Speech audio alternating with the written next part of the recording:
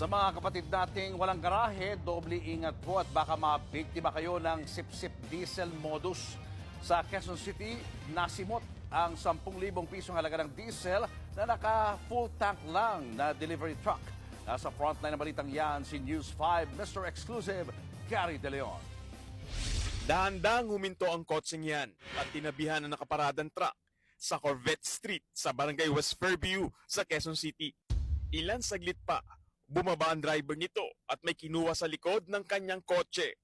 Hindi na naaaninag sa CCTV pero sa pagkakataong yan, winasak ng driver ang takip ng tangke ng gas ng trunk. Gumamit siya ng hose para paihiin o sipsipin ang diesel na laman ng truck papunta sa container sa likod ng kanyang kotse. Tumagal yan ng ilang minuto. Nang masimot ang diesel truck, saka lang umalis ang kotse. Laking gulat na lang daw ng may-ari nang ayaw nang tumakbo ng kanyang truck. Ibiyahe kasi kami nung madaling araw. Tapos yung driver namin nakita, ba't empty ka? Full tank lang namin eh. Agad daw nilang tiningnan ang gilid ng truck at doon pa lang nila nadiskubre na nasimot ang krudo nito. Tapos nakita niya nga dun sa mismong gas tank, sira na yung cap.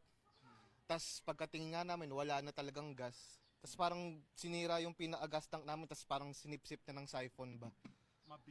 Mabilis lang, 18 minutes. Kamot ulo ngayon ang may-ari ng truck dahil bukod sa 10,000 pisong halaga ng nawalang diesel, na-delay pa ang delivery nila ng baboy.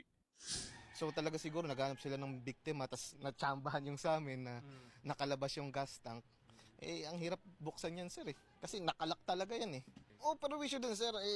Pare-pares lang naman kami naapektuhan ng pagtaas ng crudo eh. Nagpa-blatter na sa pulis at sa barangay ang may-ari ng truck.